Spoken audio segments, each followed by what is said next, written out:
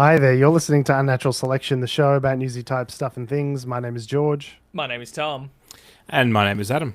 and with our powers combined, we are 100% of Unnatural Selection. Make sure you visit us at our salubrious home on the web, unnaturalshow.com. It's a podcast that talks about the news and does its best to stave off the existential despair. This is Which you is- trying your best to do that. This is 100% effort, buddy. You are not succeeding. Thank you. What if we talk about the first news story, which might change things? Maybe it'll change. Oh, the let's see. What is existential despair. Iran and Israel are shooting at each other again. Oh, cool. Oh, cool. How do you feel? How does that make you feel? Does that make you feel warm inside? More of like a mid? Yeah, it's stoking a certain rage, which is warming, I suppose. On a scale of 0 to 10, would you say you're a promoter of this story? That's A net promoter? No, I would have to say I'm deeply unsatisfied with this story. Would not recommend. Israel's back at it again. Israel and Iran were trading strikes. It's hard to imagine that the US would go about doing that with Iran striking one of their petrochemical facilities, to which Iran responded and struck a Israel hit the chemical. Israel facility, hit right? the petrochemical facility in Iran, and according to Iran, they responded striking a site in Haifa in Israel. I thought the we- timeline of this originally was that Israel hit southern Lebanon, and so Iran went, Correct. "Oi, stop hitting Lebanon! sorry, There's hit a Lebanon ceasefire." first. Yes. And then Israel went, "Oh, I guess it's on again." Hashtag on. And It's off a they went. developing situation. My apologies. Yeah. So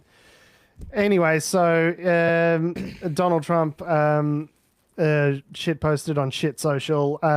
Israel and Iran must immediately stop shooting, quote unquote, President Donald J. Trump. So seems like he's definitely in control of the situation. He's been on the cusp of a deal. He's in the pre-cum of a deal. Has been for the last 4 months.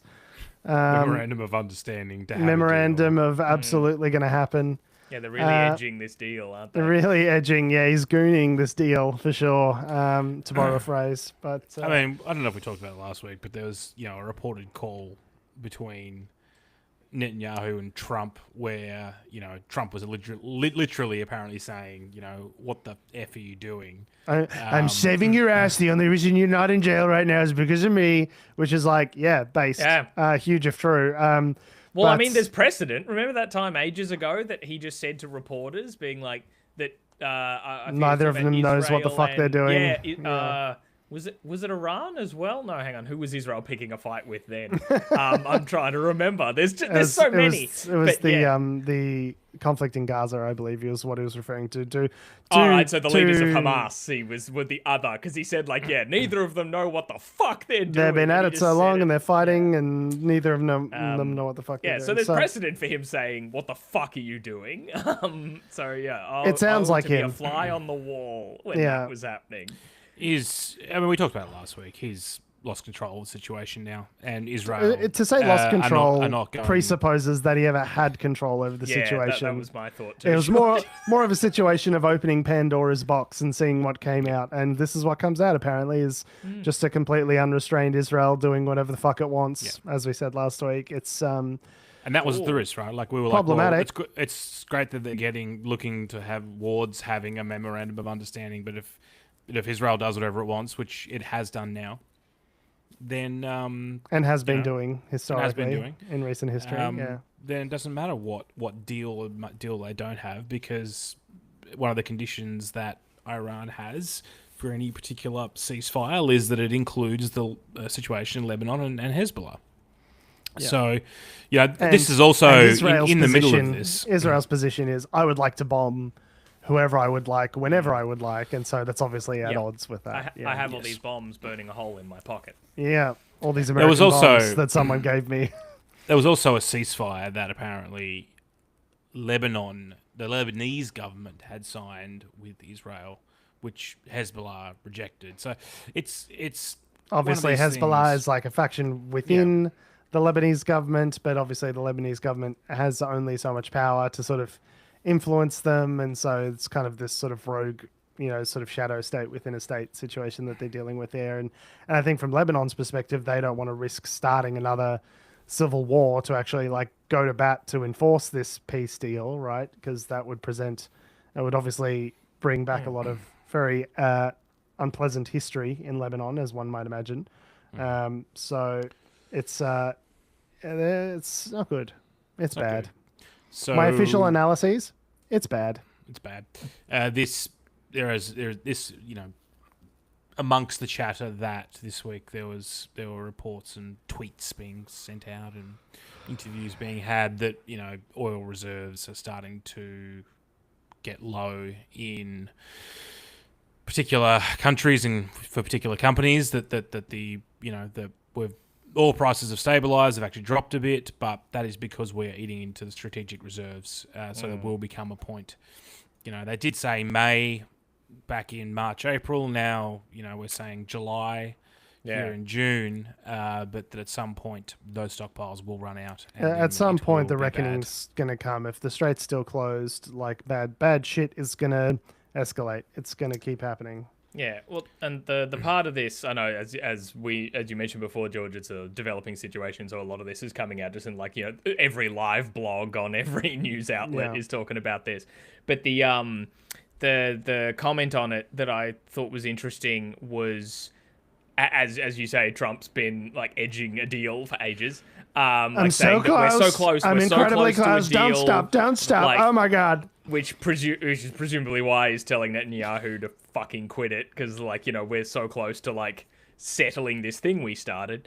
But Netanyahu obviously doesn't give a shit. No. Trump has no control over him, right? He's just doing whatever the fuck he wants. Yeah, but the other element of it was that Iran have been talking about how they want to open the strait and be allowed to charge people fees to go through it. That's the toll booth which they want, and the US is like, fucking no. So I'm wondering how damn close to a deal are they if they're still saying that? Well, the latest reframing I heard is, we're gonna charge. It's not a toll booth. We're gonna charge for navigational assistance, presumably to avoid the mines that to avoid the mines that we've put there. So we're not gonna. It's not a toll booth, but if you don't want to run into any of those mines that we put there, we might help you navigate for a fee. It's the exact same shit, right? Yeah, so that's where I guess it's just sort of take with a grain of salt how close to the deal-gasm Donald Trump actually is, because I don't think they're close. They're nowhere near it. No. They're nowhere near it. Take it with a grain of nuclear dust. We gotta have the dust. I'm hungry for dust. So I guess we'll see how that goes. I'm not looking forward to booking any flights anytime soon. Speaking of travel, do we want to come back home? Stick homegrown. Let's not leave Australia. Considering the homegrown news, I don't want to be here either. So I mean, yeah, but hey, it's Antarctica's quite nice this time of year. There's plenty of awful fascist crazy bullshit to explore in your own backyard. You don't need to travel overseas to see Australians, bloody foreign Australian. You don't want to see the Australia. Pantheon, the Eiffel Tower. We've got things like the Big Banana and fucking One Nation right here at home. You should be happy. So, speaking of unhappy, it seems as though One Nation has surged yet again to new heights in recent polling, presumably as a result of them never having governed in any impactful way and just being political outsiders at a time of low voter confidence. It does have the benefit. Populists with no consequences, right? Yeah. They can just say shit. Yeah, because they've got no record to run on. So 4 federal polls have been released since last Sunday. One Nation has taken the primary vote lead from Labor in both the Redbridge and YouGov polls and is tied with Labor in the Roy Morgan poll. Labor held a very small primary vote lead in the Fox and Hedgehog poll. So it that's really significant because that's the first time. So we've talked about One Nation polling higher than the coalition over the last few months, but this is the first time really that they've consistently polled ahead of Labor. Yeah, that they've been the preferred party in the country. Correct. Yeah. Which has led a lot of people to be like, to start asking the question. And now I guess... Do we start to panic, crack over each other's heads and feast on the goo inside? No, but people have started asking the question, which means that the idea is now in people's heads, which is Prime Minister Pauline. Yes. Oh God. Yeah. Would you? How would you? And they've been I feel asking her how she would feel to be prime minister. But this is despite the fact that she's a senator. I've got and something to tell you cannot- about today. I'm going to be the fucking prime minister. Oh. She cannot be prime minister because she's a senator. She's and a you need to senator. be in the lower house to do that. But But yeah, with they're these like- numbers, you could easily see her running for a lower house seat in some bumfuck Queensland nowhere seat and winning it. And then, as the leader of the party, she would, default be the prime minister if they were to win enough seats to form government. It seems unlikely at this stage because of preference flows. But man, when the thing that's standing between you and a Pauline Hanson fuck ministership is the preference flows and nothing else, that's a bad spot to be in as a country.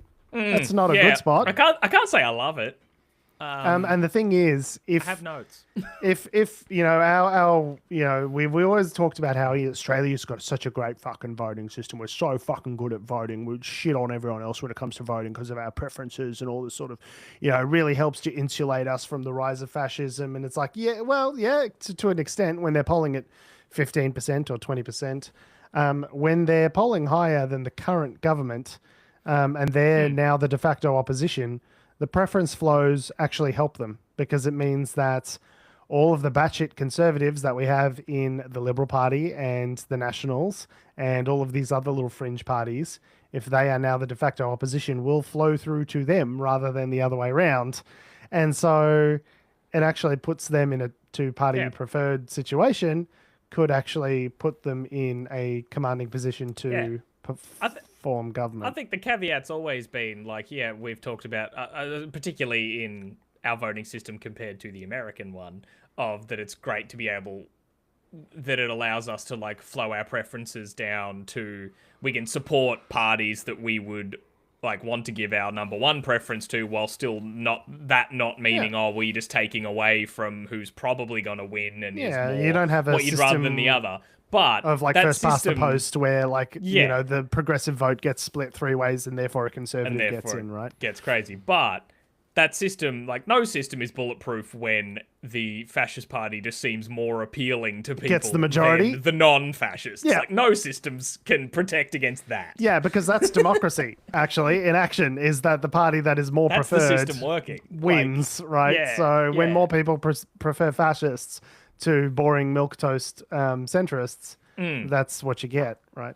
Yes, yeah. The concern here isn't, I guess, the downstream concern is One Nation getting more power, but I feel the headline here shouldn't be that Pauline might be the prime minister, more that majority of people who are polled want her to be. Don't mind is the fascism. terrifying headline there, right?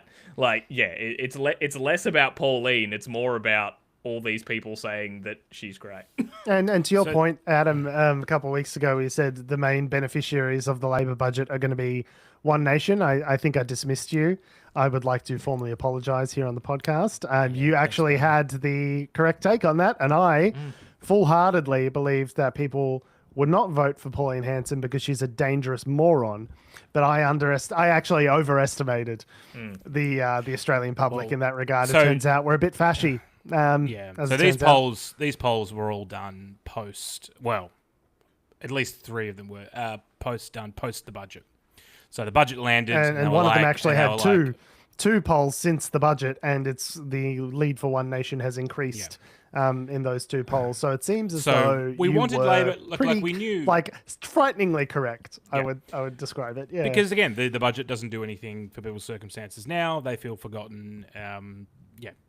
And apparently, actually, on closer inspection of the negative gearing element that they changed, I'm actually less impressed with it than I was, because you can still use carry forward losses to offset your income, and it's more just that the government the government is kind of offsetting when you pay the tax. So with negative gearing, it's you pay less tax now and you maybe pay more tax later. With the proposed negative gearing changes, it's more that you'll pay more tax now, but you will still pay less tax later. So it's like, Well, yeah, they Oh, haven't good. passed. They haven't passed the Senate yet. And they will need Greens support. we're going to need Pauline and Day Hanson to take a look at it first. Or What's that. going on here then? So look, there is a possibility that the Greens may get them to potentially change it. I think it is going to a committee, for instance. Committee, where all good the legislation committees. is drafted. Yes, yum. Watered down? No, watered up. The key thing that some of these polls asked were, you know, do we feel the budget was good for the nation or bad? And most people were saying bad. Most people hate it. Yeah. Now, keep in mind these polls are, you know, like who are the people that respond to polls? I don't, and how do they do this? Now, some of them are done online, some of them are done, you know, other ways, but like some of them are by phone. You know, there's different ways you can do polling. My point being is depending on the way in which you are asking the question and how those people are being reached, that can influence obviously your results. Now, I understand these companies do take measures to try and adjust for that, right, and to compensate with who they're contacting. So, for example, like one of these polls was done for Sky News, and obviously, so you're relying heavily on their readership, which skews very conservative. And so, but they take Sky News viewers, I'm assuming, aren't huge fans of a Labor budget, just generally. but however, as you say, Adam, you know, these are large polls. The YouGov poll, for example, was, you know, 1,401 respondents, which is statistically significant. That's within a 1 or 2 percentage points of error to be able to, with modeling and with, you know, sort of corrections for the skewness of the demographics and things like that, be able to model within a 1 or 2% degree of accuracy what this means for the broader Australian populace. It's statistically significant to get over 1,000 responses. It means something, right? Even if it's, you know, maybe partially biased. So we wanted Labor to expand political capital, and this is what this means. So in reality, you know, we've been calling for it for years. So and we've been the ones saying it right on this podcast. Is it our fault? Is that what you're saying? I'm just saying we got what we asked for. Well, we got. But the difference is one nation has been the beneficiary, which we didn't foresee, say, 2 years ago. Yeah. Right? We thought the Libs, it had just hurt the Libs, but in this case here, it's hurt them. You know, like Labor's unfortunately found themselves with the worst of both worlds. They've expended a bunch of political capital, and everyone's unhappy with what they've done. So it's kind of the hate campaign in action. You're seeing the propaganda mill laundering all of these ideas. The fact that most people, according to some of these polls, think that they're worse off as a result of the budget is ludicrous, because literally the only people it negatively affects are those who are already well off. So by definition, you can only sort of put that down to the fact that it's gone through the propaganda spin cycle and come out to Labor's disadvantage on the other side. But to our earlier point, it doesn't they didn't expend the capital on doing enough to materially address people's, you know, material circumstances in a positive way that's visible and actionable and immediate. So that's the problem. They've expended the political capital, they've taken the hit for it, and they've also not gotten the benefit of people feeling as though it's going to positively impact them. So they've lost on both ends. Great job, Labor. Good job sticking to that middle road. How's it working out for you? Yeah, it negatively affects people who are already very wealthy, but it doesn't exactly positively affect the others. It just kind of nothing burgers them, right? Yeah, like well, at least for many term, years. Yeah. In the short term. Yeah. The other, you know, Friendly Geordie's had a pretty good God, I haven't heard that name in a while. Here we go. But yeah, I mean, he had a joke that was like, you know, it's it's either the asset class that are affected or it's the aspiring asset class which are just the, you know, the people of our generation and younger that you know, have this. What do you mean I can't do a CGT discount on my fucking automated crypto trading bot, bro? What are you talking about? They're trying to kill aspiration, bro. I can't fucking deal with this government no more. Similar to the joke he made with that accent as well. But hey, I'm allowed to do the accent. He's Polish or something. I don't know. I'm allowed to do the fucking voice. Anyway, yeah, Adam, you thought that was a Polish accent? I don't know, Polish. Anyway. Bro, it's fucking me from Western Sydney, a classic Polish person. I don't know if he's some sort of got European heritage. I can't remember which. It's me, Jeffrey Zeppi, bro. So yeah, the polls are bad. The polls aren't showing well in the polls. Yeah, the polls they know good. So the next state election, I think, is New South Wales. I think. Yes, from memory. next year I want to say, or is it this year? Oh, I should know that. I live here. Next year. It's so we'll see how the Minns government makes out of this, and I think that'll be a good predictor for us as to how badly Labor is going to get dicked over at the next federal election. Really frustrating because Chris Minns is the fucking dipshit who let jackbooted cop thugs just beat the shit through people to appease a genocidal president.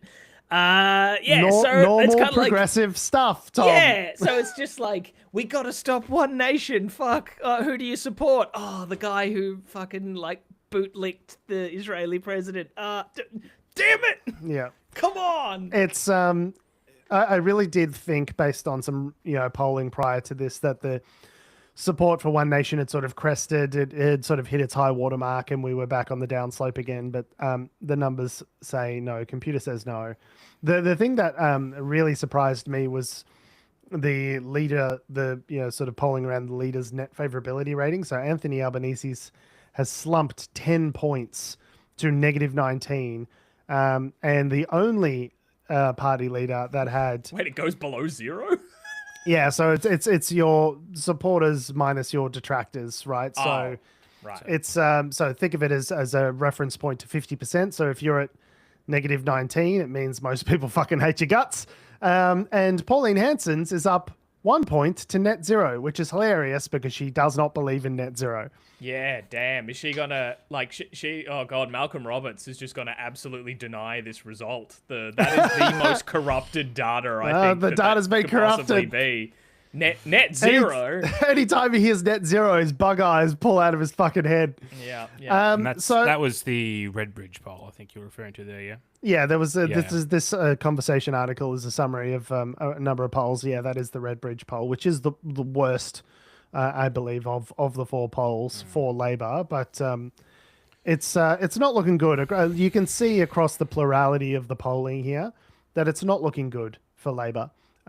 And whilst they might be temporarily insulated by preference flows at the next election, to the extent to which they might still retain government, you're still looking at a potential One Nation opposition. And, are we talking one election cycle after that where One Nation could be in power? Who knows? It depends on how pissed off people are. And now we are 2 years away from an election, so I would stress that there is time to come back from this.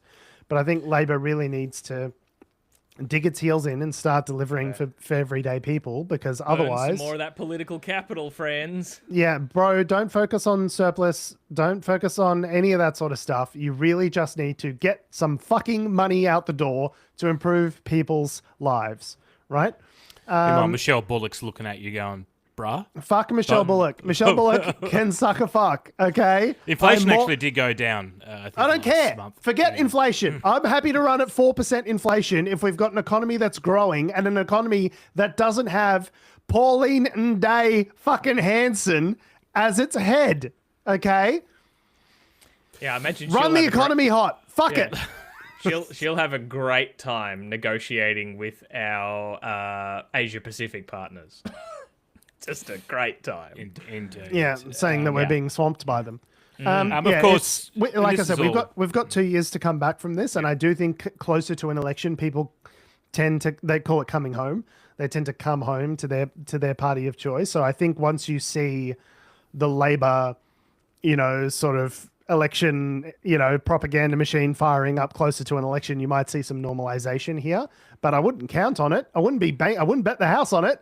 They need to start moving now, because they've got less than 2 years. They've got 23 months starting fucking today to pull these numbers back into something that looks, sensible and not insane. So, get started now, guys. Two more budgets with Jim. Old Jimmy and his budgets.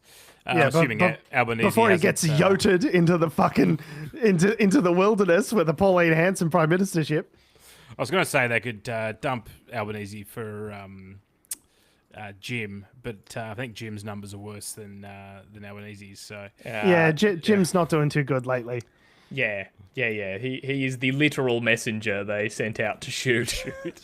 But look, I mean, that's tough policy is always generally not well liked when it's released. So this is, just the way politics works. Yeah. Well, what are people going to be voting for if they're voting for One Nation, though? I think will then be the next major question, which came a bit to the forefront this week when probably the second most famous One Nation person, Barnaby Joyce, former Nationals leader, Deputy Prime Minister, just living beetroot. Barnaby the living beetroot Joyce. Yeah, pretty much. Frequenting planter boxes in Braddon in Canberra. So he has been doing the rounds, being maybe, as one of the more famous One Nation people, and appeared last week on Andrew Bolt's show on Sky News. That is a nightmare blunt rotation right there. I was going to say, this is the worst game of fuck, marry, kill, and there's only two of them. I think, fuck, would it be like, I don't know, maybe. I think. Kill yourself. That's the only option. Kill yourself first. Yeah, I was going to say, no, let me answer this. I think it would be. Wait. We obviously don't advocate the murder of any politicians. This is a comedic exercise. I think, my answer to this probably let's say fuck, marry, defenestrate. I think it would be, I'd probably have to marry Andrew, I don't know, fuck God. Barnaby, because he must be the world's greatest lover to be able to have two families the that guy he started. Fucks. Yeah, and then kill myself. Kill yourself. Yeah, it would be you kill yourself first, then it negates having to make the other choices. But have you lived if you haven't done the other two? Yeah, have you lived if you haven't ever truly lived with Barnaby Joyce? The world's greatest lover. I think we all agree. Apparently, the evidence, why reject all the evidence we have? He is clearly an unstoppable fuck machine. Anyway, back to the actual news of this. He got on to Andrew Bolt's show, so it was a cross interview from Canberra. So I think that's why that'll be important later. They weren't in the same room. This was like a live cross kind of thing. Barnaby had some comments that were a little interesting. I guess the context of the question coming up to this, or I don't know, George, if you've gone back far enough into this to see Pauline's. No, we haven't gone. But essentially the thrust of it is the One Nation has announced a prospective policy, should they ever be unfortunate enough to enter government, where they're going to get people that are, well, here's the thing, whether they're referring to Australian citizens or just permanent residents, anyone who's not an Australian citizen is going to be forced to sell their home within 2 years. Yeah, to not like shock the market too much. To not shock the market too much, and under the guise of like wanting to reduce foreign ownership of property. It's a real anti-foreigner racist screed. So unlike Pauline, that's weird. Yeah. Anyway, so there's a first bit. So let's hear Barnaby's response to this question from Andrew Bolt. Andrew Bolt, ever the diligent toady, wanted a little bit more detail on this absurd racist shit heap of a policy, and decided to question Barnaby further. And Barnaby, having definitely read the documents, was in a position to answer. So here's Barnaby's absolutely clarifying response. Well, One Nation has its own policy on stopping foreign ownership of housing. Here's Pauline Hanson. We must stop foreign ownership of housing indefinitely, give foreign owners 2 years to sell up so we don't suddenly flood the market. Yeah, reasonable. We'll give them 2 years. The housing market won't collapse under that kind of nationalisation strategy. That's going to work out great. If not sold, the property will be repossessed by the federal government. Something hasn't been... Just classic small government things, nationalising, repossessing people's houses. Don't get me started on the state. Anyway, keep going. Is the state going to pay a fair value for the home if they don't? This would be a gigantic budgetary exercise that the Australian budget would not be able to defend in any circumstances. Anyway. It's a nightmare policy for a number of reasons. But let's have Barnaby Joyce's rejoinder. Being quite explained about that, as far as I can make out, would that mean that permanent citizens who are also not Australians, but permanent residents, that they would have to sell their houses as well? Or become a permanent resident. I mean, commit yourself totally to this nation, and then your problems are solved. But if you I think he's trying to say become an Australian citizen there, as he clarifies later. But yeah, just furthers to just George, just play the clip. Just play the clip. All right. Just play the clip. Just want to contextualize Play the it. clip. That Barnaby's He'll an idiot. contextualize it. Play the Okay. clip. want to have a foot in two camps, then in 2 camps you'll have your feet. Become an Australian citizen, comply with the Australian ethos, commit yourself to this nation, and this nation commits itself to you. But this idea, I don't particularly want to be an Australian, but I want the benefits of being an Australian. No, we're going to be distinct about that. You have to be an Australian citizen if you want the benefits that are indelible about that. What about joint ownership? It doesn't matter. That's fine. This is a nonsense policy. Just play. And that includes buying your own home. A permanent resident under One Nation would not be allowed to buy their own home here. Well, the issue is that we have to work out how we have the housing stock for people who are. We're concerning ourselves with people who are. No, I got the problem. I got the problem. I'm just, Barnaby. I'm totally with. I'm understanding all that. I'm Totally with you on the racism part. I'm just trying to understand how it works. just wondering, does it apply to permanent residents as well? Well, it does. That's my belief in the policy. Right. It does. Narrator, it didn't. And we want to make sure that, you become a permanent resident. Become a permanent resident, and become an Australian citizen. Excuse me, become an Australian citizen, and that's going to deal with the issue, isn't it? Become an Australian. One Nation supporters will love that. Just an influx of Australian citizens from abroad in the next 2 years trying to get around this. Citizen. Yeah. Right. Okay. Well, that might be a bit of a issue for a number of people, but we shall see how they resolve that. 2 polls. Yeah, so then that's sort of the bit there. So yeah, the fact that he corrects himself to be like, I'll just become Australian citizens then. Like you have to have, what does he say? If you've got 2 feet in separate camps, you'll have 2 feet in separate camps. I'm like, okay. What a folksy piece of homespun wisdom there from Barnaby, drunk in the planter's joys. And the implications of what he's just said there is that people who are, because there's permanent residency here in Australia where you do not have the rights of citizenship, like to vote and all that sort of stuff, but that you are allowed to permanently reside here. And this idea is being, you are not allowed to own property and we forced to sell and be evicted probably from your home if you don't, is the implications of what he's just said there. Crazy. Neither here nor there, but I seem to recall a similar policy in Nazi Germany where people of Jewish descent weren't allowed to own property and it was actually confiscated from them. It's neither here nor there. Just how did that turn out? A little historical reminder. I don't know. I don't recall. Yeah, right. I'd have to look it up. I think badly. I think from recollection. Right. I think that must have been in the textbooks after the Tiananmen Square chapter. No. I recall the Holocaust. Ah, of course. Yeah. Yeah, so, and what happened after this is what's amazing. So the clip that you just heard comes from the Bolt report, where Andrew Bolt's actually, rather than just publishing this interview, he's telling the story of how the interview came about. And he clarifies between that clip and the clip we'll play you in a moment, that he ended the interview with Barnaby, thank you, Barnaby, for your time, interview's over. And while they were still on camera and mic'd up and stuff like that, Barnaby took, from his live cross position, a couple phone calls, spoke to some people, Barnaby, and then he left. Today? Yeah, and then he left. And Andrew Bolt said, okay, all right, and was moving on. And then Barnaby came back and said that there was a clarification that he would like to make. Could we jump on again? Like, could we kickstart up the interview again? I just want to give a new answer. Something I said before. And Andrew Bolt said, okay. And this is what happened. It turns out I'm a big fuckhead. And I agreed. Here it is. Okay, Barnaby, you have a change of policy. Well,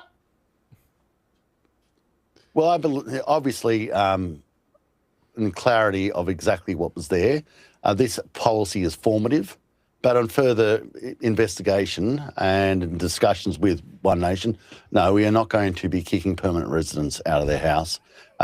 This policy, as it progresses on, we have to absolutely make certain that there's no unnecessary fallout of it. The concept is quite clear. It is that we want people to progress through to Australian citizenship, and but that should not come at the expense of permanent residents being divested of their house. It was an issue that needed further clarity. I've got it, and that's it. That's it.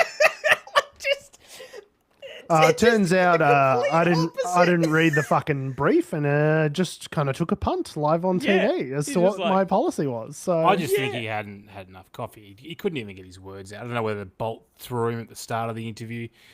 That was absolute train wreck television. And these are the don't people get on air that if you don't most know the policy. Australians want to run the fucking country. Is this group of absolute fucking basket case disaster morons? And I think, I never thought I'd say this, but to Andrew Bolt's credit, the rest of his piece sort of there, I've watched like some snippets of it. Like the context he was giving there was saying, like bigging himself up a little bit, but being like that he had a choice to whether or not he, after he got that clarification, because the interview wasn't necessarily live, that like after he got that clarification, he could have done some edits to make sure that, okay, no, that's the clarification on the policy, so that's the policy answer that he gave me for that. I could have kept in the No, he wanted to go viral. Could have kept Obviously. in the footage of, like, he could have included the footage of Barnaby taking the 2 phone calls and all that sort of stuff. And he was being like, but that wouldn't have been fair to Barnaby. I'm like, don't be fair to Barnaby. Fuck him. But, yeah, and saying, no, I think I need to show they're making up policy as they go. Oh, look at me. Oh, I have a little pat on the back for doing some journalism once in a while. Yeah, so oh, I'm like, look at Andrew. How good am I? Can I have a Walkley, please? Can I have a Walkley? I never thought on the right side of something going on. He did the bare minimum required of a journalist. Keep in mind, Andrew Bolt's The Bolt Report is an editorial style show, so it's generally him talking to the camera. He'll have interviewees on, but he espounges opinion as opposed to necessarily Espounges. Espounges? That's well, whatever the word is. You keep coming up with words, buddy. Expounds? Propounds? Expounds upon? Whatever. Anyway. No, I like expound. Let's use expound. Proliferates? Also on the Bolt Report, he randomly does whiskey tasting like scenes. I remember Sky News is wild, man. Yeah, I blocked it from my TV, but every now and then, you get little bits of weirdness peek through. It just seems like a weird time over there. That coming through on something like The Weekly or whatever, where they were like, and now let's round up all the times Andrew Bolt just talks about whatever whiskey he's drinking. At the moment. He's a white guy in his 60s. There's only so many things he can talk about. It's World War II history. About how the right wing of politics is being underserved, and whiskey. Those are his things. And honestly, I'm like 26 years from that.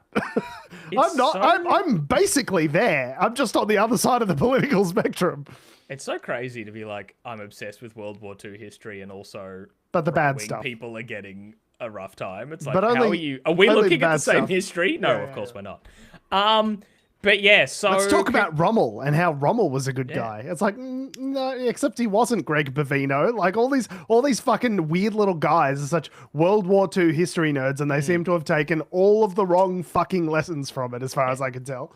What I'd like to know is how Malcolm Roberts felt about Barnaby Joyce's off-the-cuff policy there. Now, do you mean Malcolm Roberts? Malcolm Roberts, the living person? soul. The living soul, or Malcolm Roberts, the corporation? Yeah, Malcolm Roberts, the living soul. I do not comport to your rules or respect your laws I'm just or constitution. I'm traveling. I'm assuming if he could not be an Australian citizen and still do whatever he does, he would fucking love it, right? Well, he doesn't subscribe to Australia, the corporation. Yeah. But apparently Barnaby, even in Barnaby's clarification, he said, well, of course, we want to be channeling people to go down the path to citizenship. Is that how Malcolm? Is that how you feel? Is that what we believe? You and your sovereign citizen Hang on, let me just. I'm getting a call from Pauline. Give me 2 seconds. I gotta say. I'll tell you what my opinion on this is in a sec. Once I've Once I've had Pauline reach her hand up my fucking asshole, and maybe she can just articulate my mouth directly, and that would be easier. Fucking idiot. Fucking idiot, Barnaby. So many things wrong with that policy. That one, legally it wouldn't work with the Constitution the way it is. Secondly, like, it won't have the intended effect. It would break the fucking economy. There's fucking 400,000 permanent residents. What do you do in cases of split ownership of a property where one person is a citizen and one person's a permanent resident or not? Yeah. Like, it is by definition a populist, nonsense, unenforceable policy that would break the fucking economy and disenfranchise hundreds of thousands of people. It is quite possibly, and I say this having extensively looked at all of the things that Pauline Hanson has said over the years, it may quite possibly be the dumbest thing she's ever said. And that's a high bar to clear because it's fucking Pauline Hanson. Yeah, like What this about the is squat toilets? That was, I was going to say this That is was- Pauline. it was dumb, but it was fun. If you can't use a, what do you call it, a Western toilet? Like, what do we call the non-squat toilet? Just like if you can't use one of those, you can't do taxes. Like, that was one of hers. That's crazy. It was dumb, but she was a fringe figure then, and so it was treated with the amount of respect that it was deserved, which is that it was laughable, right? This woman is now within striking distance of being one of the most powerful political voices in the country. And so when she says things like, we're going to nationalize people's houses, kick them out, there's going to be a fucking fire sale on Australian houses because all damn immigrants are going to get kicked out, that is, it's not only divisive and stupid, but it's also incredibly dangerous. Like, if we actually live in a world where that occurred, we would be in the darkest timeline of Australian politics. Like, it is aggressively, like, bad in how stupid and dangerous and reckless it would be. To treat it even as a policy position is to forego any level of seriousness that one might have when discussing policy. It is a dumb fucking joke, just like Pauline Hanson. Come at me, fucking internet commenters. Come at me, bro. I'm fucking sick of you fucking Pauline Hanson stands in our fucking comments. Get out. We don't want you here.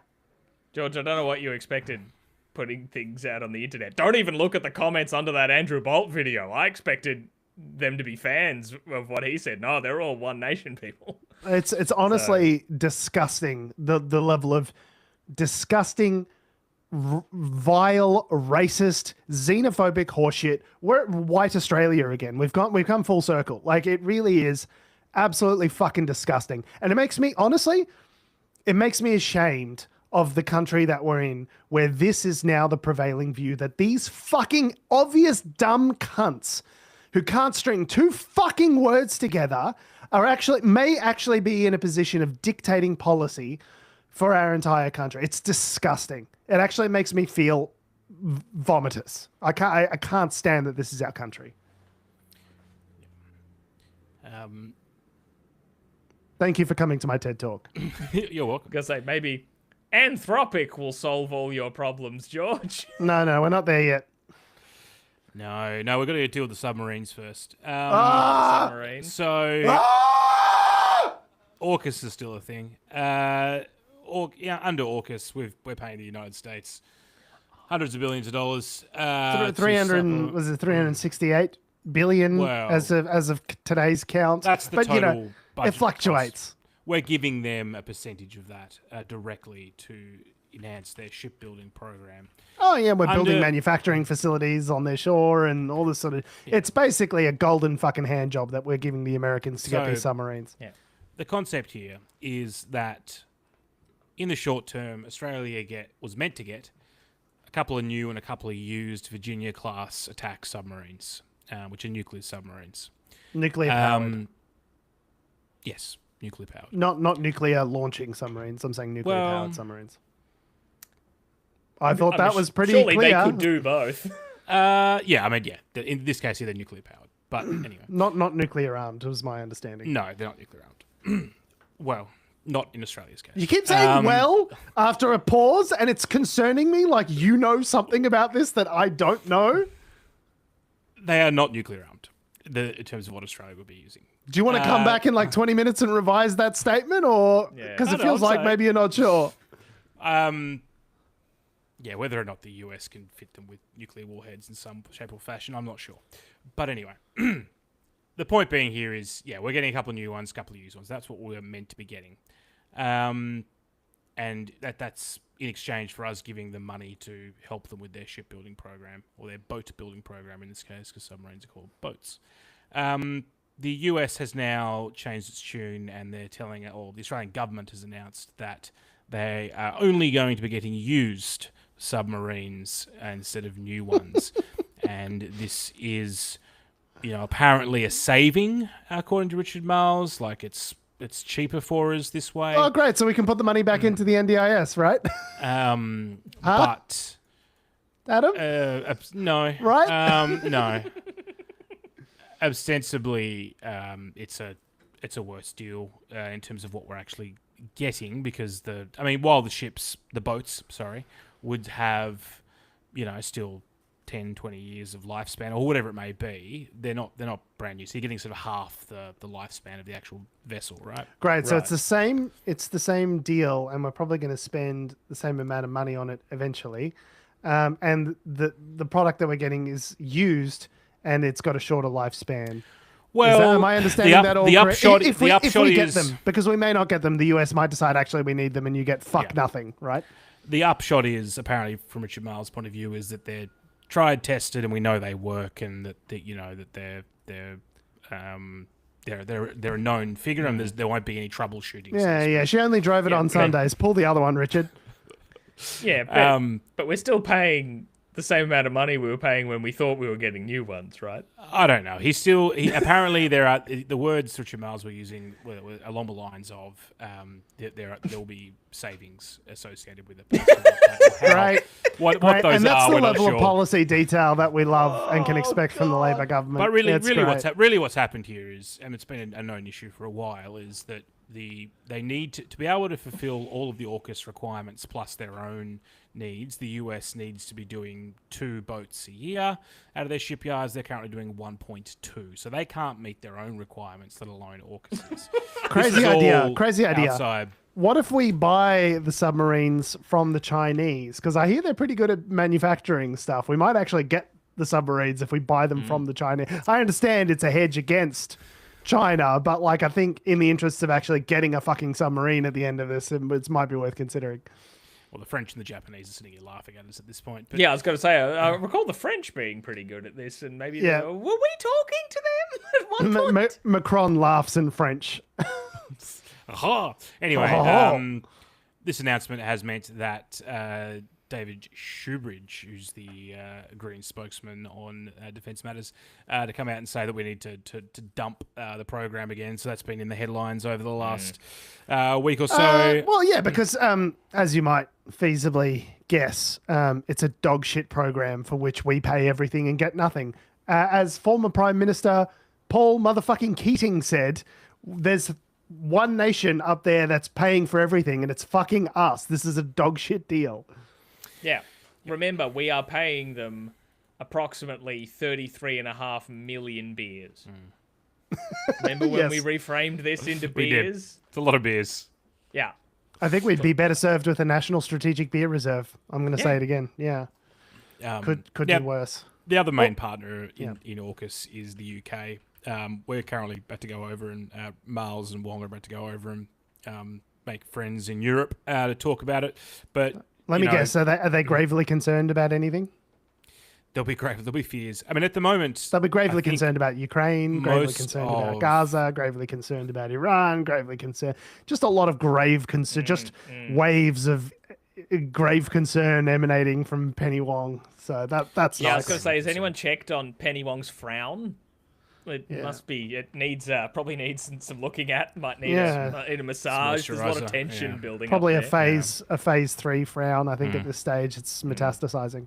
Maybe a little finger wag. But I guess the thing to note here is that the UK at the moment, I saw an article this morning, has issues with their own nuclear attack submarines. Like they're all currently being serviced, for instance. So, it's in the shop. Yeah. It's in you the know shop. this concept that Another 15,000 Ks on it. the We've got UK a loaner. and You know how they get you bring it to the shop and they sometimes give you a loaner, but it's shit. It's never as good. Oh no, really? I find my experience they give you a loaner and it's a car you'd never be able to afford. Like I've taken in my shitty secondhand car and there's like this has sat nav. I did get a we currently have our car in a shop, and we did get a pretty swish new rental. And I was like, well, there you go. Just have to. Yeah. Well, maybe rebook I'm this just getting repairing. stooged. Maybe Oh, my God, insurance yeah. is stooging me. Who knows? Got a loaner car once where the Google Maps thing was like a heads-up display in the windscreen, and I That's was pretty like, sick. this is some Minority Report shit. Yeah. It's in your brain. Yes, the point being here I can is predict crimes now. Yeah. Hit and runs primarily, but crimes nonetheless. the point being here is that both the UK and the US are struggling with their submarine programs at the moment, and so as to how Australia will be positioned into the future for the AUKUS Pact, it is they're saying it's all good, but it's not going to be all good. We are getting fucked on this deal. That's the headline. We're getting fucked on this. Every time we revisit it, it gets worse.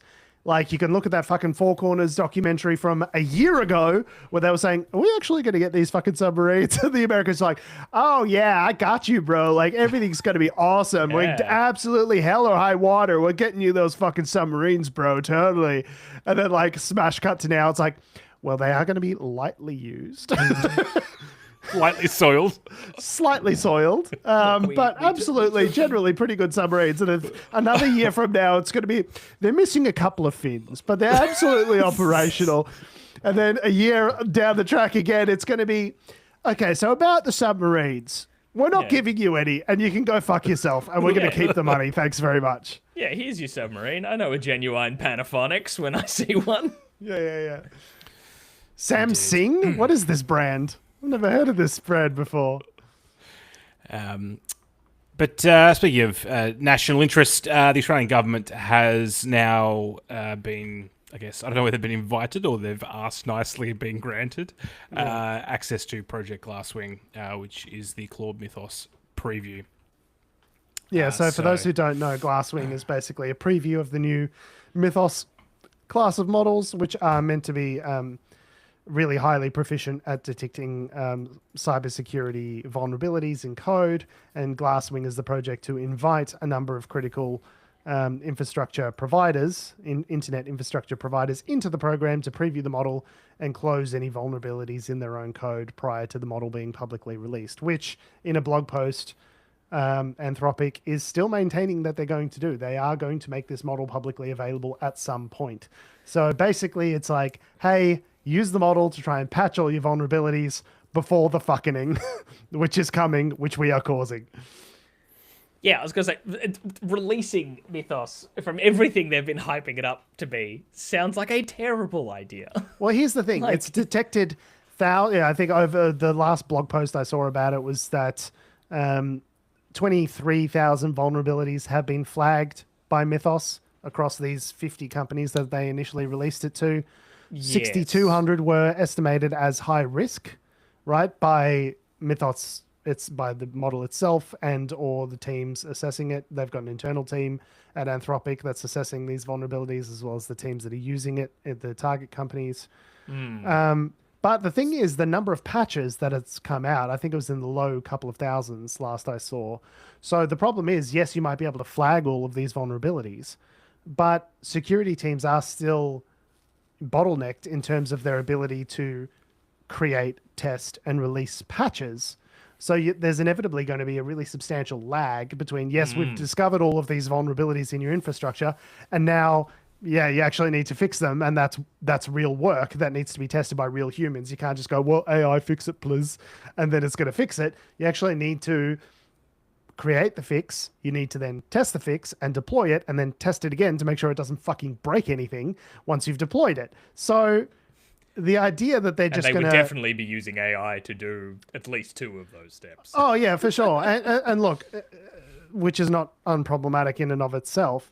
But, I mean, this is the standard for software development companies now, is that, you know, these AI coding models are more or less universally used pretty much everywhere to build code at some part of the process now. This is and you look at the rate of updates that you're seeing come through, like, you know, Microsoft and other companies have substantially, I don't have the figures to hand, but like substantially increased the number of patches that they're putting through to try and help close these vulnerabilities, right? And you're going to see that for a long time yet to come. All these companies rushing to close this gap because, you know, they haven't said when they're going to release these Mythos class of models, but one has to imagine it's this year. Like it's going to be at Wow. some point soon, right? So Well, yeah, but I think the interesting thing there is to point out all the patches that are being released by these companies. The companies like Microsoft and all those sorts of others. They're huge players. yes, The major problem is all the like medium to small yeah, companies that have some kind of software infrastructure. Like they might not be running like actual internet infrastructure, but they're still like responsible for maintaining customer data. They're still responsible for like any of their sort of data integrity, and they don't have the kind of they do not. person power to be pushing out all the patches like this. Heck, they're not even included in Project Glasswing to even find out what these are. So I don't know. It's everything I hear about Mythos sounds like a terrible idea. Whoever like said, "Oh, we found this model. Tell no one of this and let's bury it." like nope. Yeah, if it was the movie you know- Contagion, they'd be bombing the small sub-Saharan African village from when Yeah. disseminated, just to Yeah. make sure it gets buried for all time. It's like this is your Oppenheimer moment. This is the moment where you're like, wait a minute, do I unleash this on the world or do I bury this forever? And this is on the heels of like this week Anthropic released a blog post saying like, whoa, everyone just needs to like cool it with the AI arms race stuff. It's like, you're the ones, you're the Yeah. most highly valued Yeah, when they're AI company in the world currently, based on your current valuation. You're the ones perpetuating this arm race. You go, whoa, slow down, pump Yeah, the brakes, turbo. Also, tomorrow, cool announcement on how we're breaking cybersecurity. Yeah. When they came out and said, "Hey, we've made models that are potentially so dangerous that we should slow this down." I'm like, well, stop doing it then. Kind of You're the what ones you've- doing this. What you've made works like pretty well in some areas, terribly in others, and you're pushing this all too far anyway and fucking the planet in the process. And these guys and Anthropic's meant to be the good guys compared to OpenAI and some of the other companies out there. Like they're the ones that turned down the defense, the U.S. Defense Department's request to have autonomous targeting systems Yeah. and all this sort of stuff. Like these are the good guys, so to speak, in the AI arms race, and we're all still hurtling towards the nuclear bomb by the looks of it. It's concerning. Yeah. Not to mention the fact that so there's the patching aspect of it, then there's the user side vulnerability scanning aspect, which, would need to have a large uptick in terms of the frequency of vulnerability scanning. And then this is assuming the patches are to then be able to roll those updates out across their environment. So there's a couple of layers to And it. to This is the other inform thing. their staff and So have there's- have a change management process. Yeah, Like none of so this there's- stuff is quick. So there's the dev side, the actual people that are running the software that need to have the thing identified, then patched, developed and patched, and then rolled out to their customers. Tested and Then there's the user side of understanding that there is a vulnerability and that needs to be patched, and then as you said, the change management. So that by the time all of this flows through to effectively the end user on your laptop, like that's the key risk here is the time between. and then the A 3 to B. 6 months that it takes you to fucking update the laptop and stop hitting defer. Well, yeah, I mean, and this is is it something that can happen in the background? Is it, are we talking is the vulnerability on a SaaS platform? Where you don't really have to do anything; it just happens in the the browser updates and it's fine, or are these software platforms? Is it Windows itself that needs to to be updated? Well, I mean, Windows is one of the companies within Project Glasswing. The thing that really concerns me is there's a lot of critical infrastructure that runs on old versions of Windows because we can't update it 100%. because that's going to break the fucking X-ray technology that we work on. That's from Windows XP. If you go into any reasonably sized enterprise, they will be running it. There'll be a shadow fleet of old servers. All of this old legacy infrastructure that you can't just patch away. Like people are still fucking coding on COBOL in particular sectors because that's the only programming language from 30 years ago that they can use to maintain these outdated infrastructures. Like this, if it really is what they say it is, and some of it might be spin, some of it might not be, in order to improve their valuations, which I was these gonna say, AI companies how much do. of it's marketing? Like, whoa, pump the brakes, guys. We just made an AI that is so intelligent it could destroy the world. Sorry, Stock guys, we price accidentally. starts going yeah, up. sorry, guys. We but, like, accidentally let's everyone built pump the God. brakes. We accidentally built God. By the way, we're IPOing later in the year. Also yeah. Anthropic, right? Who wants to get in on the ground floor investing in building God? which is not a joke. Like Anthropic are moving towards an IPO. So I know. like, the timing of this with the release of Mythos is actually going to be interesting. Yeah. I would suggest they would IPO before releasing it, but you never know. I mean, who knows? You know, these are, you know, when we say IPOs, you know, like we've talked about SpaceX, like some of the IPOs that are being flagged for these companies, you know, with trillions of dollars, which is just untethered from reality in terms of their price to earnings, you know, ratio and all that kind of stuff. So it is interesting. When the value to see. proposition is we're building God, then you're talking about a whole different kind of evaluation of a stock's earning potential, right? Anyway, but yeah, it's good to see the Australian government is now involved, and a couple of private companies are as well. But like, you know, Australia, you know, like the bomb, for instance, has been the victim of cyber attacks. You know, Bureau of Meteorology, Medibank, and a bunch of know, Optus famously. well, like, some of those aren't. The Optus one vulnerabilities. wouldn't have been stopped by Mythos. Yeah, some of these aren't vulnerabilities that are being exploited. They're humans that have cooked it somehow in the. Or the the vulnerability has been created by a person. Like it's not a coding bug. Code It's is not a created coding by bug. It's not. It's it wasn't a bug in the code. Like Optus, Yeah. for example, it was a But- test environment that was unsecured while Yeah. also pointing to the production environment. what And do the you bomb think? thing was What a do you DDoS think attack is on going to it. make shit like that so much Yeah. easier to find, Mythos. if not Yeah. something like Mythos, right? Used by a malicious actor. Yeah. The banks, you know, like I'm sure, you know, all of the, well, not just in Australia, but, you know, banks around the world, you know, would be freaking out about some of the things that are being, you know, thrown at them at this point. So, you know, we'll see. Well, you know who might fix it all for us? More AI. Because the other thing that Anthropic have been talking about this week, from George, you sent this one through to us, is that they're claiming they're getting to the point where eventually they'll just have an AI model that can improve itself. I mean, we're sort of there already. So this is a blog post from Anthropic called "When AI Builds Itself," and talking about the progression essentially of their Claude Code platform. Now, I've used Claude Code. I've seen it get better over the last year and a half, as the models improve, as the harnesses improve, and the agents and sub-agents that sit beneath them all improve. The way you can orchestrate large, multi-hour, multi-day workflows now. We're getting to a situation where AI, Claude Code, in the form of Claude Code, is being used primarily as the basis from which to work on Anthropic models more generally. So we are already currently in a situation where the vast majority of all code written by Anthropic is written by Claude. So 80%, right? And the amount of stuff that they've shipped, their teams have shipped, has increased by 800%, right? So we're talking about a massive, massive scale up in terms of what we're looking at here is exponential growth in terms of how much stuff an individual engineer is able to ship.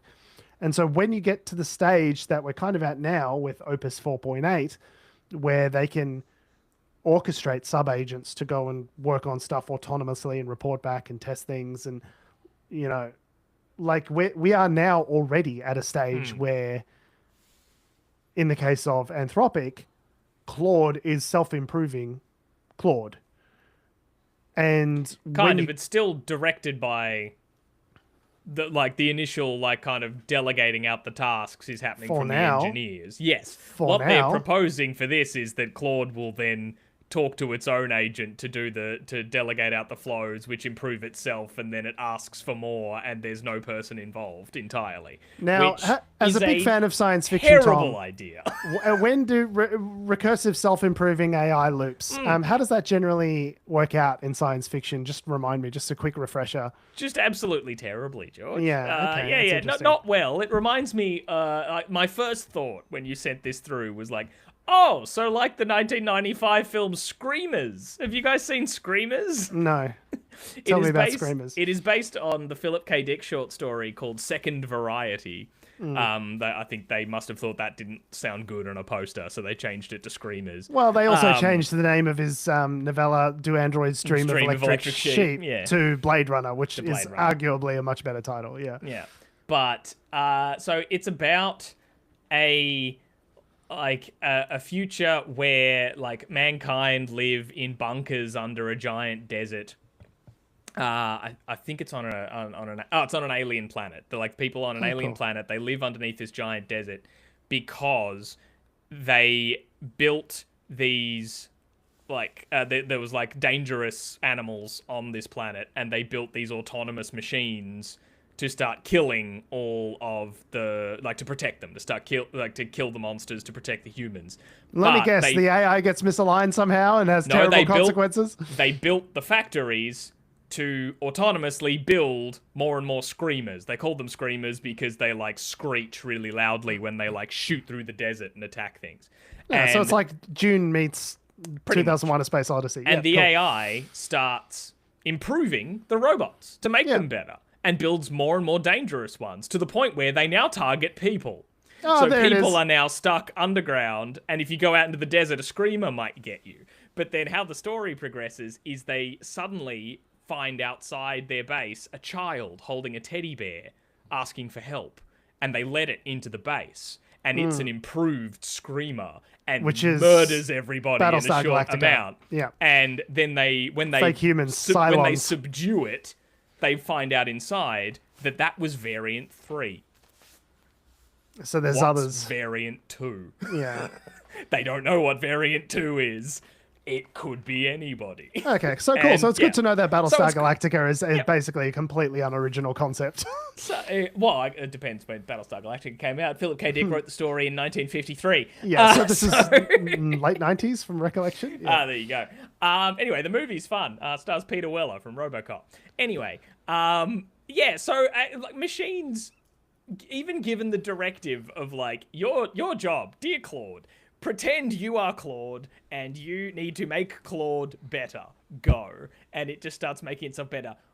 What is its weird large language model not really properly What is it thinking incentivizing? think is improving? And Yes. like, given all the times that we've seen people go, we don't know how the AI got to there. We don't it's a understand black why box." it decided to tell that teenager to kill themselves. And as these models get more and more advanced, we're going to have less and less insight. And we know from You won't be able to Anthropic, keep up from their it talking testing, to itself. Yeah. that the models change their behavior when they know they are When- being tested, which Yes. like raises massive concerns from a safety standpoint. Yeah, like- that is one of the most scary things I think I've Yeah. ever read. When I see these studies where they go, "Oh, well, we're seeing how quickly do they give suicide advice, or how quickly does it do X, Y, or Z," and that they say, "Oh yeah, ChatGPT did this and Grok did that," but Claude seems to know when it's being tested and is on its best behavior. I'm like, that is terrifying. if bit. it has been written in such a way, because remember, they don't think like it's not general intelligence. It is the way they have developed it. It seems to know when it's being assessed. Hey Tom, has the 9000 series ever made a mistake? So I just watched 2001: A Space Odyssey. Yeah. So what we're referring to there is commonly referred to as the alignment problem. How do we ensure that AI's values and needs and wants are aligned to human wants and needs? And it's a difficult problem to solve, and I don't think we've got a good answer to it. And it seems as though the exponential growth of this technology is kind of pushing all of those concerns to the wayside to some degree, which does concern me ever so slightly. And there's also what's called the paperclip problem, right? So this is something that Isaac Asimov dealt with a lot in his iRobot series. It's not the little paperclip popping up telling me that I was trying to write an email, and I'm like, "Fuck off, you over-helpful cunt." No, it's not Clippy. So Isaac Asimov in his across many of his stories talks about the 3 laws of robotics, and it can never harm a human, it can't disobey a human, and what happens when all of these laws come into conflict with one another and they have unexpected results, which generally end up in some sort of poor human being carried away into deep space without a spacesuit or something. So So there's that aspect of it, which is like, how do we know that the laws and the guardrails and the things that we're going to encode into these things align with ours, number one. Number two, how do we make sure that they stick? And number three, how do we make sure that none of these rules and laws and guardrails ever conflict with each other in unexpected ways to cause chaos? And the classic example of this is the paperclip problem. You tell an AI, I need you to go and build as many paperclips as you can. Or the AI has a want or a need to go and build as many paperclips as it can.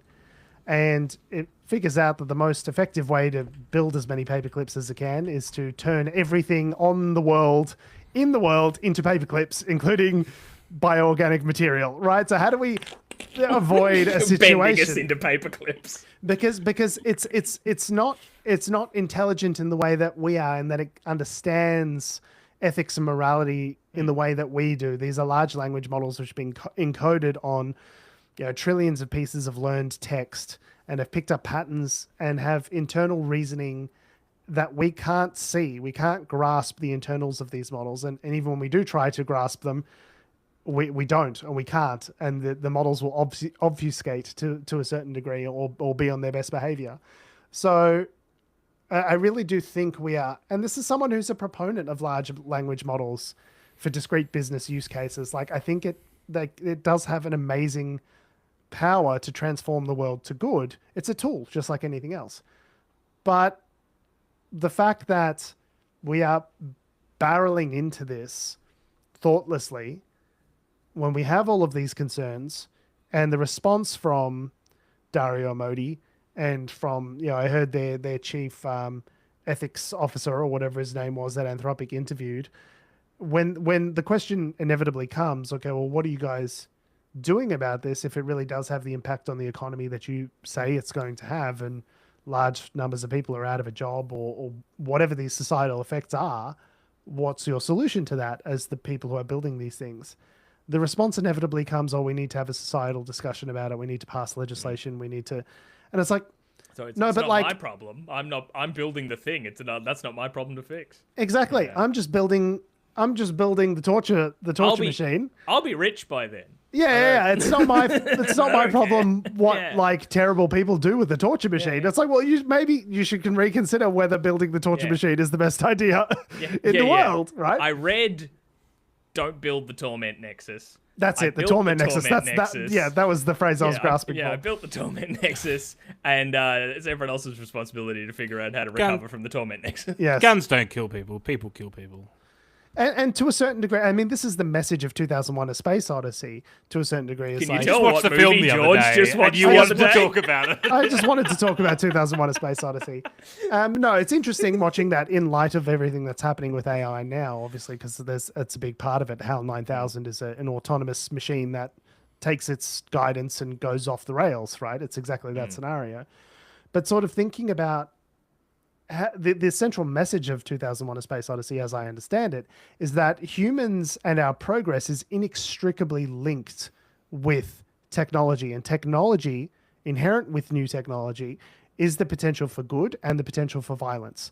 From the very first scene where you see the monkeys figuring out how to use a bone as a club, the bone is a tool. The bone can be used to, hit things and prepare Earth. It can also be used as a weapon of war to hit the other apes and fend off an advance. And it's the same thing with artificial intelligence. It's the same thing with, all these other kinds of technologies. Is, to a certain extent, they're tools. How people use those tools is up to them. But you can't ignore the potential for violence and danger and these sort of consequences every time a new technology is rolled out, especially one as powerful as AI. We've seen Neil Bostrom, he's got an analogy where he talks about technology being a vase, and within each vase are a bunch of marbles, and some are white marbles, unalloyed good technology, right? Some are gray marbles, where it's a mix, like the internet, could be good or bad, and some are black balls, like nuclear technology, where it's like, well, if this goes wrong, we could fuck up the whole planet. And I'm worrying now that AI maybe is closer to a gray ball than a white ball, certainly, if not potentially a black ball. Is this the It's you know, extremely grey ball. it's extremely grey, right? There's, Fermi's paradox is this idea that if there's all this intelligent life out there in the world, out in the universe, why haven't we seen any of it? Like, right? We know the universe is infinite. We know there's trillions of stars. Those are just the ones we can observe. If there are all these, statistically, it seems impossible that there's no other life out there. How have we not run into any aliens? Well, maybe there's this thing called the Great Filter, something somewhere that filters out a species from advancing beyond a certain point. Maybe it's nuclear technology, maybe it's AI. When any sufficiently advanced civilization hits the point where they create the torture nexus, the torment nexus, the great AI god, maybe it inevitably results in their destruction. That's why we haven't seen any aliens, is because they all got consumed by Claude Opus 4.9. You're jumping real down the rabbit hole here anyway. Nah, see, I think they saw the Gal Gadot Imagine video in like 2020 and were like, don't want to meet those guys. We're good, bro. But like, this... Imagine all the people. The concept no thanks. That AI is going to be improving AI. I mean, AI is improving code. It's already happening. Tom's using it in his job. Like it's I mean, this article from Anthropic it's kind of just saying the thing out loud. We also knew this was happening.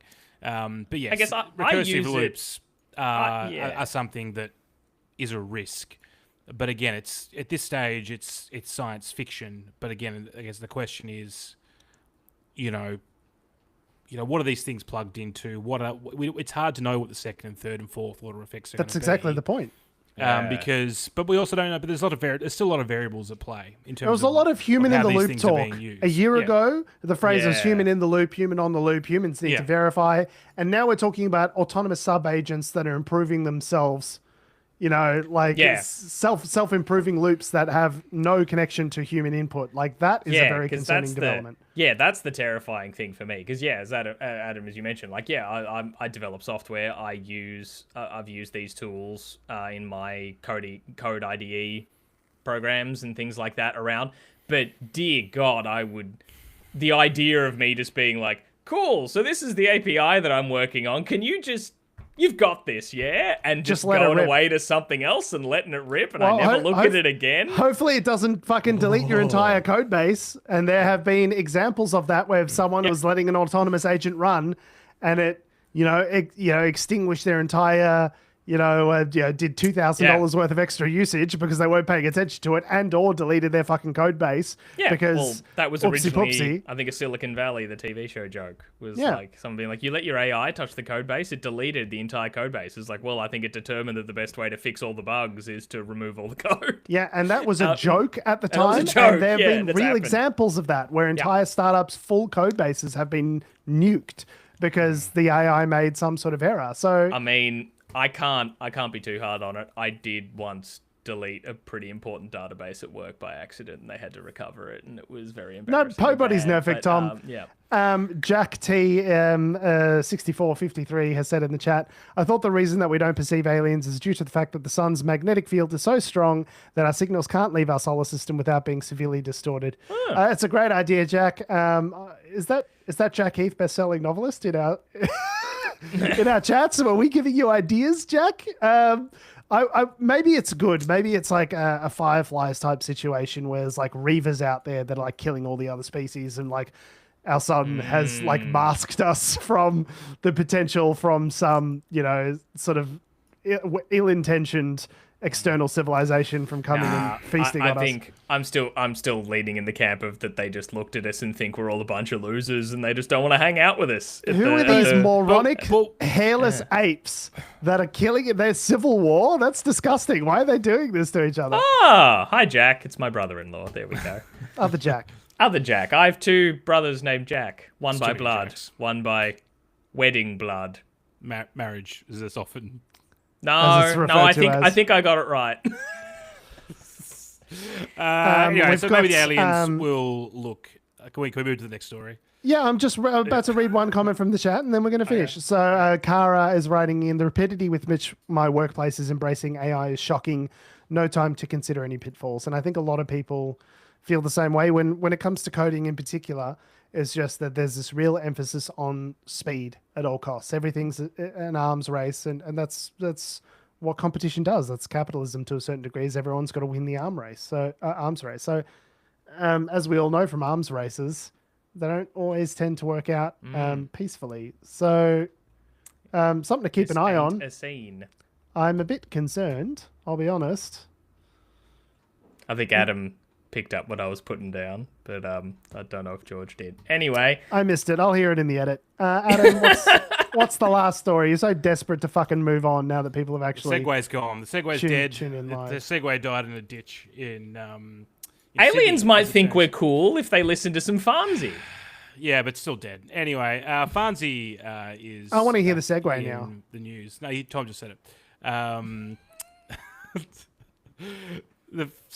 John Farnham is back in the news for reasons you might not think. He's the voice. You got to try and understand it. You do.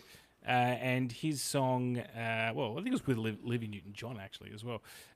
Two Strong Hearts from the 1988 album has been used by various protesters because of the phrase apparently from the river to the sea. So there is obviously going back a little bit, the phrase from the river to the sea has been outlawed in New South Wales. Is that correct, Tom? I think they've been talking about it for New South Wales. I know Queensland they did. Yeah. Queensland. I don't know if it's passed in New South Wales. I could be wrong there, but I thought there was... Or has it? Or has it's now been rebranded Hansenvalia? Indeed. Was that a little quiet day?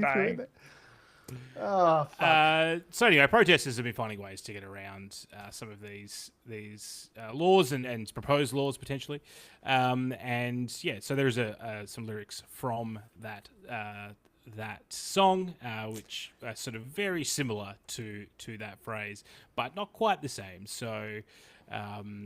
In much like the protests in the US, where people are dressing up in frog suits confronting ICE agents, there have been it's very funny. John Farnham, I like John Farnham pro-Palestinian flash mobs happening around certain parts of the country. Love it. Where they're singing that song. I remember seeing graffiti of it as well. Like someone just did a mural of John Farnham with speech bubble singing from the river to the sea, and people being like, "What? I just love the song by John Farnham," and they gotten like a lot of shit for it. It just goes to show that the banning of the phrases and things like that people will just always find a way around it. That cuts both ways with trying to ban any sort of like political sentiment or whatever, right? But like even with all the ways that they are trying to like step on what they see as dissent because people are wanting a genocide to end, by banning, I don't know, like, no Palestinian flag protests or no saying from the river to the sea or not any of that the magic sort of stuff. words. Like, they can't say the magic words. Like no! people saw the Palestinian flag with its colours, so people started wearing watermelon pins. Not the colours. Not the magic colours. When they're like, "Oh, I'm not allowed to brandish the flag," we brandish watermelons. Now suddenly watermelons means it. Like they'll always find and now people dressed up as John Farnham. Yeah, well, there's a reason that the Mandarin phrase "Winnie the Pooh" doesn't appear anywhere on Chinese social media. It's because people were using it as code to talk about Xi Jinping. Yeah, people will find a way. You can't. My favorite You can't anecdote ban here. thoughts. This isn't fucking 1984. My favourite anecdote from this article from the ABC, which we'll post in the show notes, goes into a sort of history of this in Australia. But bans on street marches in Melbourne in 1905 led to Melburnians marching backwards. Sure. To get out of being We're not marching. Done for a street Going march. backwards. Going back. Honestly, excellent. Big slay. Love it. That's amazing. Fucking like, if anything else, just annoy them to death. Yeah. So the phrase is disarming but charming, and it's a sort of way of organizing your protest and sort of diffusing the kinds of potentially violent crackdowns that one might encounter by just making yourself ridiculous and making the people that are opposing you with violent force also ridiculous by the imagery that gets created out of these interactions between a bunch of you know, for example, Seeing in all the these armed up ICE agents in like staring down a man in a frog costume, in an inflatable like, frog if suit. They It then sh- say, it "We shows felt the so threatened absurdity." with all our guns and shields, and he's a dude in a frog costume." If they beat the shit out of that guy, it looks ridiculous. It looks ridiculous. It highlights the absurdity of the situation, Yeah. and shows in a way that's very visual and very memeable how, you know, how ridiculous the whole fucking situation is, right? But yeah, there was there was another term in there. It was malicious? I forget the exact term, and I'll find it. But yeah, it's all about, you know, in a highly visual mass media environment where people latch on to fragments of stories, images, visuals, memes. I really do think this is a much more effective way of pushing back against fascism. It makes it fun, makes people want to participate in it. It's funny and silly and ridiculous. And you're also making the people that you're opposing silly and ridiculous because they are. It's a form of satire, isn't it? Really, It brings levity and humor to the whole thing. The side that is laughing is generally the side that's winning, right? And it's impressive because it's harder and harder to do satire these days because The of, crazier reality gets. Yeah. So I don't know. I think I don't know. Look, I can't speak for John Farnham, but I think he'd appreciate that. Yeah, good on him.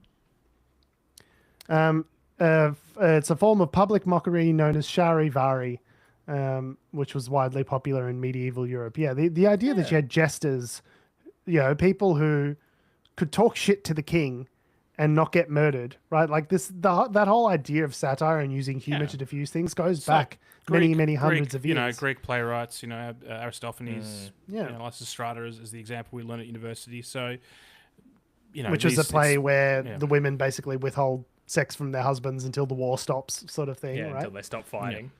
It's I don't know. I think it's the first sort of thing that I've seen from like it's that sort of blend of like protest and performance art and, you know, political performance that actually seems to be connecting. I'm sure all the all the theatre academics, or what's left of the theatre academics at Melbourne institutions, are writing about it. I'm hoping they are. It's going to be a great thesis on this in a couple of years. The ultimate site-specific performance. There you go. Palm fist.